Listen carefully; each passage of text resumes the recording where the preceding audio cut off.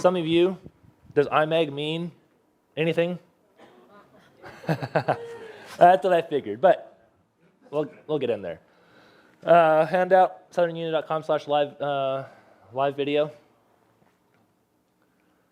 All right, let's see if, streaming versus IMAG, what the differences are. Composition, we have a photographer here. He's going to know all about that kind of stuff. If any of you are photographers, rules of composition apply. Camera movements, white balance, and text. Text would be the only thing that, in this portion of the video, we're just going to talk sort of about just one camera, and then we'll delve into the next section on putting multiple cameras together. The first section, if you're a photographer, it's going to be pretty, you'll follow right along. All right, what is IMAG? IMAG is magnifying the action of the service so people farther back can see detail. Large churches will do IMAG. Large events will do IMAG. Who've been to a Pathfinder camporee?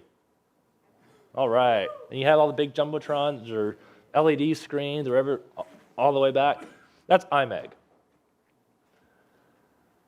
Streaming, an attempt to recreate the environment, emotion, and message of a service for people who are at a different location. It's an attempt. You can't fully recreate the experience of Oshkosh, can you? The excitement that is there and everything that's happening, but by piecing together different camera angles and different things, you can give people at home a sense, hopefully, of what was taking place. Yeah? Good point, yes. IMAG is short for image magnification. So, good point, thank you. All right, we're going to focus mostly on streaming. Are any of your churches here doing IMAG? You're doing IMAG? A little bit? Okay, so I would even consider that streaming. Right, and so I shouldn't say streaming. I would put that in the same classification video style-wise as streaming. You're trying to still recreate the environment of the sanctuary. You're trying to help those people in that room feel like they're there. Whereas IMAG is just helping people see better. Okay? Not just, it's very important if you need it, but it's a completely different style. So overflow rooms, mother's rooms who don't have a window, whatever the case may be, I would put it in the streaming type of, and I've just named it streaming for this presentation, but all right. So my focus will be on streaming and how we put that together. So in streaming, we have different types of shots, different types of what the camera captures. I call them shots. We're trying to recreate the environment. How do we do that? We do that with what we call an establishing shot or wide shots. Emotion. We want some emotion there, right? So we do that with medium shots and close-ups. And then we also want to help them feel like they're there. So we want some details. We want some close-ups, and we also want, message. Also done with medium and close-ups. A lot of what you're going to do with streaming type video is going to be medium and close-ups. All right, there's a section missing. I don't know what happened. But cutaways. Cutaways would be something that's not on the stage per se. Maybe it's a person in the audience reading their Bible. Maybe it's a person with their praying during a prayer, or with their hands up during a particular praise song that has really moved them. Those would be considered cutaways that help the people not in the room sense what is happening. If all I'm seeing is a stage, I have no idea that people that are attending are reading their Bible or are following along or have any interest. I have no idea. All I see is this person preaching. Well, who cares? Are other people there following along? So we use cutaways. All right, composition. Rule of thirds, leading lines are two of the primary rules of composition that I would say we use in video. Who is completely lost when I say rule of thirds? All right. How many of you have used digital cameras that have a little grid overlay? You ever seen that? Yeah. What that grid overlay is showing you is thirds. So you can see here on this grid, we've divided the image into thirds, horizontally and vertically. Usually, I wouldn't even say usually. If the person isn't looking straight into the camera, the person will be off to one side or the other. You see how this person is off on one side, looking through the picture? It just looks wrong if their face is on the other side. And we'll see some examples of some stuff that looks wrong and right later on. But you ideally want to place their eyes right at that cross point is your bullet that you're aiming for. So if you aim for their face, their eyes sort of in that section, and it's all sort of, you just have to train yourself. You'll start to sense by watching professional stuff that will dance around a little bit. You'll see that there's no particular point of his face, no eye or nose or mouth or whatever on that cross section, but how drastic is he turned? What's the movement like? You'll get a sense of what looks right, but that general area is what you're looking for. Does that make sense? Absolutely. You made the point. If he's facing the other way, you would put him on the other side. All right? So he's looking through the picture. You don't want his face right at the edge of cutting off, and it's like, what are you looking at? You don't know. All right, so that's what we call rule of thirds. Usually you want eyes on the top third. The bottom third is sort of horizon kind of stuff.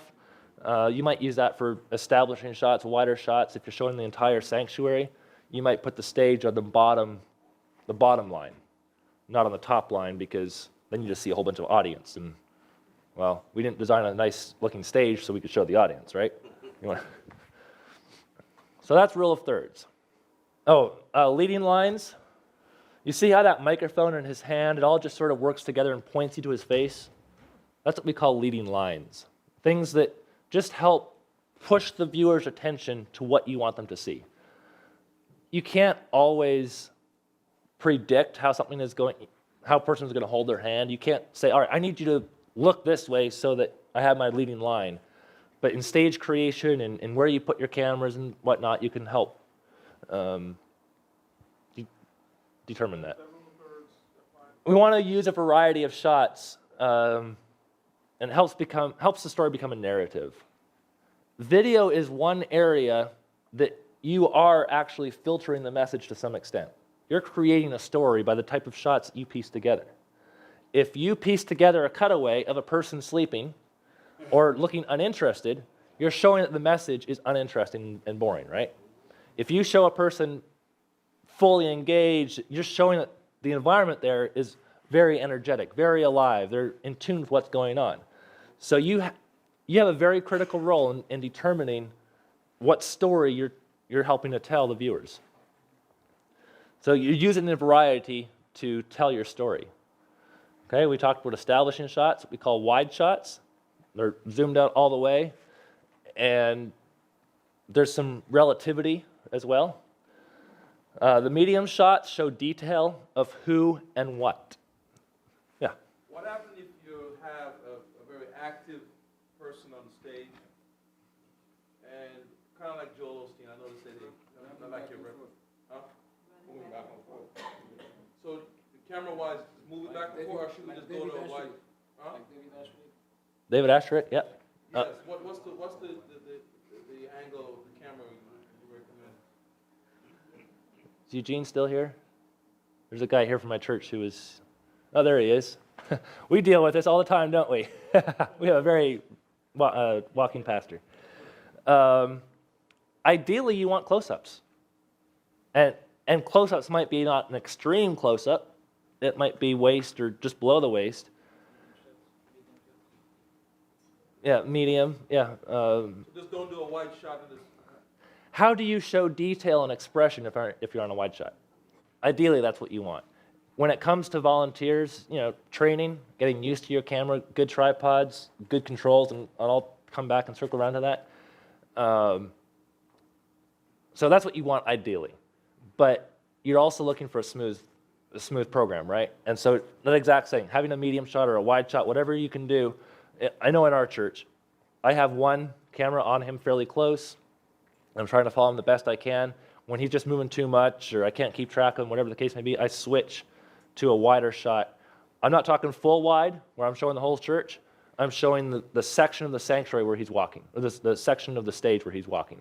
So I know he's going to usually stop here and usually stop over here, so I set it for as close in as I can in that section, so I always can jump to it and whenever I need to. So if you're following them on the back third and they stop, you've got to stop really quick too, right? I will tell you from experience that unless you know the speaker really well and you're doing it all the time, and maybe Brian's better at it than me, I don't know. I have a problem keeping him on the back third. I'm telling you what's right and what the goal should be, because like I say, if you're shooting for the stars, you know what you're going for. If you're shooting for down here, this is okay, you're not going to get any better. They're often in the middle of the shot for me. When I'm following them, they're walking, unless it's a slow pace, they're often in the middle for me. And so then they stop and they pause and you're bang on, and then you're playing catch up. But that being said, if they do immediately change directions, have a second shot ready, a second camera that you can jump to. You don't want drastic changes in camera movement back to back. We're seeing that a little bit more. I have some demos later on that hopefully I'll get to play, where they are doing they're zooming in, then they're zooming out in the next shot. I still don't like that, and I still don't think it's right. Maybe they don't see it that way. I didn't compare religious services to non-religious to see if they're doing it in the secular market. I didn't watch them that closely, but so we're talking about that. But panning is the same thing. You don't want to go left and go right away. You sort of want to ease it down and then come back. It's amazing. We think that all these big churches, they're all paid staff. Well, okay, they have a paid director and they have a paid graphics team, but the operation service time is usually 100% to 90% volunteer base. Well, let's take that one step further. We think, oh, well, I'm a small Adventist church. There's only one or two on my team. Okay, small. You might not consider 300 small, but it's not a large church, right? Okay, so we have a 300-member church, and yeah, it's good enough. I was amazed. It was a couple years ago, again, at a trade show. Church Production Magazine, they put on WFX. It was in Raleigh this year. Anyways, it was at that trade show. And there was a large number of 300-ish churches there putting on bang-on production jobs with volunteers. My point is, let's not undervalue ourselves because I'm only a 300-member church, 200, 100, whatever the case may be. I can't do that. I don't have the budget for that. I don't have the volunteers for that. Maybe you don't currently, but maybe it can be developed. I was talking to one person earlier that I think he had to leave, but it's like it's only me and a couple people, and our volunteers just aren't there, and I don't trust them, and it's younger teens, and we don't want them sitting back on their phones, and get them involved. Once you show a young person what's expected, and you have an adult figure there to be in charge and oversee it, they're going to pick up the technology so quickly. They've got it. They're watching stuff. They're using this stuff all the time. They can put together a bang-on production pretty quickly if you give them the opportunity and give them the training. So that being said, but secondly, in some situations, I picked this up, I don't know where, probably a trade show again. It makes it sound like I go to a lot of trade shows. I try to go to one trade show-ish a year and then just read magazines. And a lot of the trade shows you can actually get in for free. WFX exhibit hall passes, I think, are free. Wait. We all like free. You pay accommodations, you pay travel. But WFX is the church production magazine trade show. And they have training workshops as well. I have actually found, and maybe some others have some better sources for me, I have gone to trade shows in Vegas, a broadcasting trade show, NAB, if that means anything for anybody. Free exhibit hall passes. You can find them online. Hotels actually aren't all that expensive, but it's geared for the broadcast market. So I go to that one, and I'll go to another one the next year, and I'll go to WFX one year. And so I'll try to alternate to get exposure to different areas. Part of this is my boss that we need to be sure we're looking outside the box. Let's look at what's happening so we don't fall behind in technology, because technology is changing so quick. The cameras I'm using at the office are 6 years old. And we're looking at getting rid of them, not because they're not working, because if we stay there too long, we end up with an old film camera. True story. Person walked into new to a department, and this was 6, 7 years ago. Digital was well on the scene. They walked in, they did not have a digital camera in that department. And they're supposed to be taking pictures for a magazine. Oh, how do you do this? Because they had let technology pass them by and they were left. So we're not upgrading equipment all the time, but we're trying to be sure that we are responsible so that when equipment starts to get to the point that maybe we should upgrade, we can sell it and still make some money off of it and not let it sit there, because what do you do with a camera that nobody wants anymore? It goes in the trash. Or you sell it on eBay for $50.